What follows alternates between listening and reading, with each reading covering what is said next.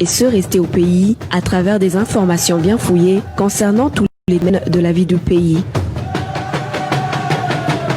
Le magazine Humura Burundi est diffusé sur le web via le site de la RPA www.rpa.bi. Humura Burundi.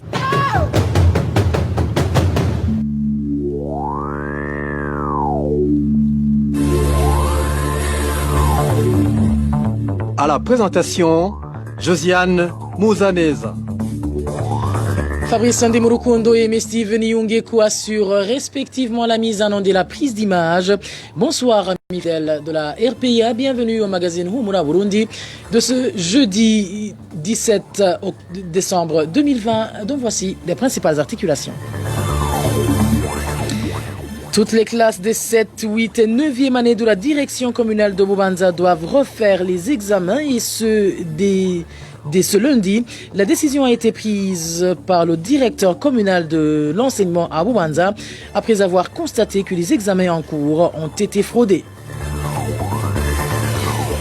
Le Focodé dit avoir les preuves de l'implication de certains cadres du parti présidentiel dans le trafic d'êtres humains, surtout les femmes et les jeunes filles. Vous le suivrez dans ce magazine. Dans ce magazine, nous ferons également un tour à Bujumbura, la capitale économique du pays, où les citadins continuent à polluer l'environnement en dépit de l'installation des poubelles publiques. Voilà pour le sommaire. Dans quelques poussières de secondes, le développement de ces titres.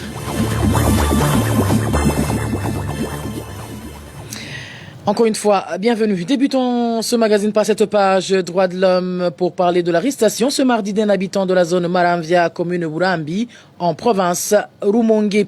Accusé de collaborer avec des bandes armées, ses voisins demandent qu'il soit relâché car incarcéré sur de simples soupçons sans aucune preuve. Le point avec Eloge Diva Remesh.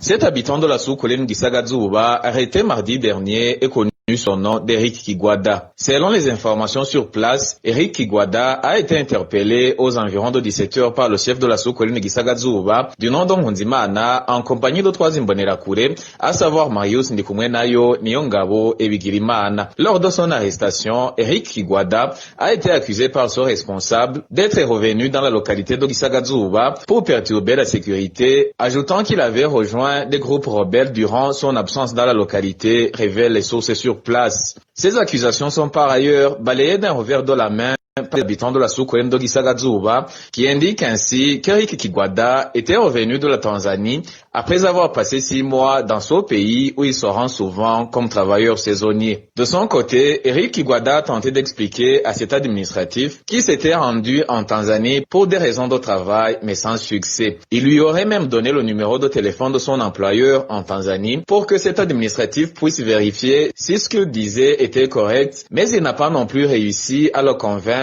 déplore des sources locales. Nkunzimana, le chef de la sous-colline Gisagazuba, et les Imbonerakure en sa compagnie ont fini par le conduire au cachot de la position policière de Gisagazuba, où il est incarcéré jusqu'à ce jour. Les habitants de la colline Gisagazuba réclament la libération d'Eric Kigwada, victime selon eux d'une arrestation arbitraire. À ce propos, la RPA a essayé de contacter Prime Daisenga, le chef de zone Maramvia, mais il est resté injoignable. Éloge divin, Remecha, droits de l'homme toujours, certains ténors du parti présidentiel, le CNDD-FDD, seraient derrière le trafic des femmes et filles burundaises vers certains pays du Golfe. C'est en substance la réaction du président du Focodé. Selon les enquêtes menées par cette association, il a été prouvé que les sociétés étrangères à l'origine de ce trafic humain collaboraient étroitement avec le parti au pouvoir. Suivez Pacifique Ninina Hazgwe, il est le président du Focodé. Le trafic des femmes et des filles burundaises vers des pays arabes est organisé par une sorte de trilogie. Il y a d'abord des sociétés arabes implantées dans les pays qui ont besoin de ces travailleurs. Il s'agit notamment des sociétés omanaises et des sociétés en Arabie Saoudite. Ces sociétés, ce sont ceux-là qui reçoivent les filles et qui les dispersent dans les différentes familles demandeuses de main-d'œuvre. Les sociétés arabes collaborent avec des sociétés kenyanes et les sociétés kenyanes se chargent notamment de la recherche des visas de ces femmes et filles, les visas auprès des ambassades qui se trouvent généralement à Dar es Salaam en Tanzanie. Alors, il y a cette fois-ci des recruteurs qui se trouvent au Burundi. Les recruteurs peuvent être des individus isolés, ça peut être des sociétés implantées au Burundi et ça peut être des groupes qui se trouvent au Burundi. Mais en 2016, lorsque nous avions commencé notre enquête sur ce trafic, c'est le parti CNDD-FDD lui-même qui organisait le recrutement des filles et des femmes. Vous vous souvenez que les filles à l'époque se faisaient inscrire dans les permanences du parti CNDD-FDD un peu partout dans le pays. Mais lorsque nous avions sorti notre rapport en 2016, lorsque nous avions dénoncé les abus, les sévices et les injustices que subissaient les femmes et les filles burundaises dans les pays comme Oman et Arabie Saoudite, une sorte de grogne s'était emparée du CNDD-FDD et la présidence de la République avait été obligée de stopper le trafic des filles. Vous vous souvenez qu'à l'époque, des trafiquants avaient été arrêtés pendant quelques semaines et que les sociétés de recrutement avaient été fermées au Burundi. Et Pacifique Ninina Hatzgedo poursuivant en disant que aussi longtemps que les autorités du pays seront impliquées et continueront à en tirer profit, ce trafic ne sera jamais éradiqué. Encore une fois, Pacifique Ninina Hatzgedo. C'est à partir de 2018 que nous avons appris que de nouveau le trafic avait repris, mais de manière très secrète. Les filles étaient d'ailleurs envoyées au Kenya. Ils prenaient l'avion à des aéroports de Nairobi ou de Kampala pour aller dans ces pays arabes. En 2019, petit à petit, le trafic est devenu semi-officiel, semi-légal au Burundi parce que depuis ce moment-là, les filles passaient par l'aéroport international de Bujumbura. Et là, nous avons appris que par chaque fille qui passait par cet aéroport pour aller dans ces pays arabes, les sociétés de recrutement devraient payer $300 par chaque tête. $300, c'est beaucoup d'argent. Par jour, nous avions commencé à compter autour de 60 filles qui partaient vers ces pays. Vous comprenez que sur une année, c'est grandiose. Et nous avons totalisé environ 20 milliards de francs burundais qui étaient payés par an à ces différentes autorités qui se partageaient les frais payés à l'aéroport de Bujumbura. Mais qui se partage cet argent? C'était d'abord le directeur de l'aéroport de Bujumbura, ensuite un certain nombre d'autorités burundaises, notamment de la police. Et à l'époque, on nous disait qu'il s'agissait notamment du ministre de la Sécurité publique qui est à ce moment Premier ministre du Burundi. Et c'est cela qui justifie qu'aucune mesure n'a été prise pour stopper ce trafic. Vous vous souvenez que l'année dernière, l'Assemblée nationale et le Sénat avaient tenu des auditions sur ce trafic. Pascal Nyabenda avait posé des questions extrêmement graves et pourtant aucune décision n'a été prise au cours de ces auditions. Le trafic a continué comme si de rien n'était parce que c'est un trafic qui comporte d'énormes intérêts pour des personnalités puissantes, très fortes du régime du Burundi. Pacifique Ninina Hatzgedo réagit après que plus de 100 femmes et filles aient été arrêtées ce lundi par la police en zone Buterere de la mairie de Bujumbura. Ils étaient enfermés dans une maison en attendant le renvoi dans les pays du Golfe. Une courte pause et nous abordons la page santé de ce magazine.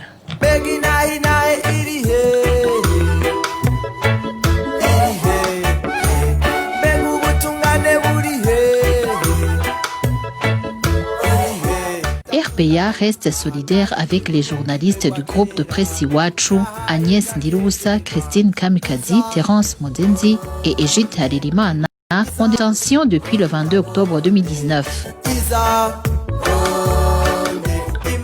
Ils ne sont victimes que de leur métier de journaliste.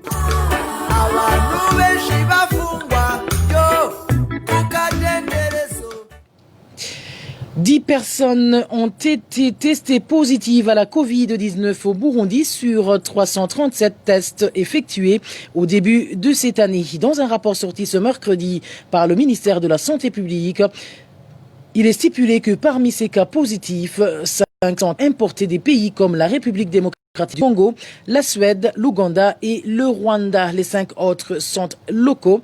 Il s'agit de 3 cas de la mairie de Bujumbura et 2 respectivement de la province Rumonge et de la commune Isare. Le même ministère avance encore une seule personne tuée par la Covid-19 au niveau national, au moment où, au mois de juillet, l'association plutôt catholique Caritas Burundi a fait savoir que cette pandémie avait déjà emporté plus d'une dizaine de personnes au Burundi. Santé, c'est aussi le président de la République qui demande à la communauté internationale internationale d'aider le Burundi à limiter la propagation de la Covid-19, surtout que ceux qui sont contaminés actuellement viennent de l'étranger. Propos tenus lors de l'ouverture des activités de 2 jours du 3e salon industriel, Évariste Ndayishimiye a souligné que le pays a déjà dépensé beaucoup de moyens pour combattre cette pandémie au sein de la population suivie. Le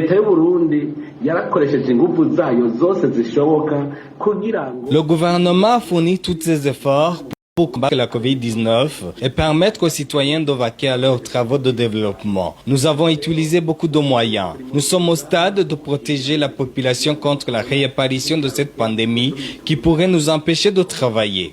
Cette lutte est difficile car dans tous les pays voisins et la communauté internationale enregistrent plusieurs cas de personnes qui souffrent de cette pandémie, à telle enseigne que tous ceux qui viennent au Burundi sont contaminés. Nous fournissons beaucoup d'énergie pour que les Burundais ne soient plus contaminés. Et c'est pour cela que nous demandons à la communauté internationale, surtout que nous sommes en train de prévenir. Il faut qu'il ne reste qu'une étendue minime atteinte de cette pandémie. Nous espérons que la communauté internationale va nous aider car nous avons usé de beaucoup de moyens dans cette lutte.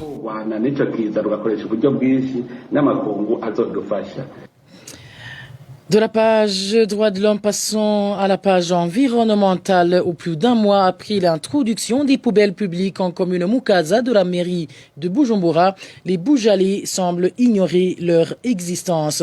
Des déchets sont jetés de part et d'autre de ces poubelles. Certains habitants demandent aux autorités municipales de sensibiliser les citadins et de sévir les récalcitrants. Le point avec Marie-Ange. Des déchets s'observent de part et d'autre des poubelles publiques installées dans différents endroits de la commune Mukaza dans la ville de Bujumbura. Certains habitants de la ville jettent des saletés n'importe où dans la route. On observe des gens qui jettent n'importe où des papiers mouchoirs après usage. De même que ceux qui utilisent les bouteilles d'eau en plastique, comme celles de marque Kinju, ou encore ceux qui mangent des mangues et des arachides pour par la suite jeter les restes à l'air libre. À la longue, des entassements d'immondices se forment autour de ces poubelles. À titre illustratif, ce citoyen qui s'est entretenu avec la RPA sur l'avenue de la Victoire dénonce la saleté qui s'y trouve. Ici, à l'avenue de la Victoire, il s'observe beaucoup de déchets alors qu'il y a des poubelles au bord de la route. C'est incompréhensible. Même scénario au parking de bus se rendent au sud de la capitale. Ainsi donc, certains gens de la capitale réclament une sensibilisation sur l'utilité des poubelles. La population n'est pas encore au courant qu'il s'agit des poubelles dans lesquelles on dépose les différentes sortes de saletés. La population devrait plutôt être sensibilisée sur l'utilité de ces poubelles. Il faut qu'il y ait aussi des sanctions à l'endroit de ceux qui jettent des saletés hors de ces poubelles. Les habitants de la capitale saluent toutefois cette bonne initiative de l'administration car, disent-ils, nous avons déjà constaté l'intérêt de ces poubelles publiques. Il suffit qu'elles soient utilisées convenablement. Chaque matin, un camion décharge ces poubelles des immondices qui sont déversées. Vous saurez que le projet de faire usage à des poubelles a été initié au mois de novembre cette année dans le but de rendre propre la ville. Retrouvez les différentes productions de la RPA sur Facebook, YouTube, Twitter et sur www.rpa.bi. Je vous le disais en titre, la direction communale de l'éducation de Bubanza en province de Bubanza a décidé d'annuler tous les examens passés dans les classes de 7, 8 et 9e année. Cette direction dit avoir toutes les raisons de croire qu'il y a eu fraude et fait savoir que des enquêtes sont en cours pour identifier et punir ses auteurs. Les détails avec Clovis Nyonzima. Les directeurs des écoles et les titulaires des cours au sein de la direction communale de l'enseignement à Bubanza sont priés de se réunir dans les meilleurs délais afin d'élaborer un autre questionnaire qui fera objet d'examen, lesquels devront débuter à partir de ce lundi 21 décembre pour prendre fin le 24 du même mois. Comme mentionné dans une lettre que le directeur communal de l'enseignement à Bubanza a adressée au directeur de toutes les écoles de la DCI Bubanza, cette décision ne concerne que les élèves du 4e cycle, c'est-à-dire de la 7e à la 9e année. Selon la même autorité, cette mesure a été prise après avoir constaté que certains examens ont fuité avant leur passation. Et le directeur communal de l'enseignement à Bubanza de mentionner que des enquêtes sont déjà en cours pour rétablir la responsabilité dans cette tricherie. L'autre mesure prise par la DCI est que, à part les examens déjà passés, même les autres doivent être annulés. Et, poursuit la même correspondance, suite à ces imprévus, la proclamation sera faite après les vacances de Noël. Selon certaines informations, un des directeurs serait déjà entre les mains de la police. Des informations démenties par la direction communale de l'enseignement à Bubanza, qui par ailleurs promet de réagir après avoir mené des enquêtes approfondies. Merci à toi, Clovis Nyonzima. Parlons société avant de clore ce magazine où 5 kiosques, 9 moulins, des balances et des sacs de farine de manioc constituent le bilan des dégâts causés par un incendie survenu la nuit dernière au marché de Kanyosha en mairie de Bujumbura. Les propriétaires de ces kiosques ainsi que d'autres personnes qui ont perdu leurs biens dans cet incendie déplorent l'intervention tardive de la police de protection civile. Le point avec Onésime Dushimagitz. Il était 1h passée de 30 minutes de cette nuit quand la population voisine du marché de Kanyosha à mairie de Bujumbura a constaté un incendie survenu dans 5 kiosques en bois qui abritaient 9 moulins. Les habitants de ce quartier qui sont intervenus avant que cet incendie ne consume tous les kiosques indiquent qu'elle aurait été causée par un court-circuit, car des flammes de feu ont été constatées en premier lieu dans les compteurs du courant électrique.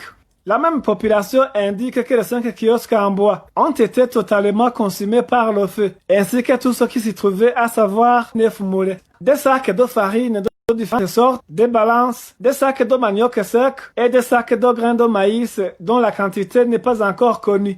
Les personnes qui ont perdu leurs biens à cause de cet incendie déplorent l'intervention tardive de la police et de la protection civile car elle n'a rien sauvé.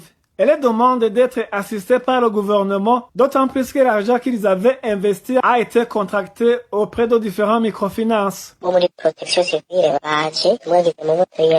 La police de la protection civile est intervenue, mais trop tard. Elle n'a rien sauvé car toutes les kiosques ainsi que tout ce qui s'y trouvait avait déjà été consumé par le feu. C'est vraiment déplorable. On a tout perdu là-bas. Des moulins, des balances, des sacs de farine. Il y a des gens qui ont perdu des sacs de farine de 100 kilos jusqu'à 2 tonnes et plus. Nous demandons au gouvernement de nous aider car tout l'argent qu'on avait investi a été contracté auprès de différents microfinances. La rédaction de la RPA n'a pas pu joindre le commissaire chargé de la gestion du marché de Kanyosha ainsi que le chef de cette zone afin qu'il donne de la lumière sur l'origine de cet incendie. Et voilà, c'est sur ce reportage de Onésime Dushimagidze que nous mettons un point final au magazine Humura Burundi de ce jeudi 17 décembre 2020. Merci à vous tous qui nous avez tenu compagnie. Merci à toute l'équipe rédactionnelle qui m'a aidé à collecter toutes ces informations, sans oublier l'équipe technique, à savoir Fabrice Ndimurukundo qui a assuré la mise en onde, ainsi que Steve Niyongeko qui était à la prise d'image. À la présentation de ce magazine, vous étiez avec Josiane Mouzaneza. Excellente soirée chez vous.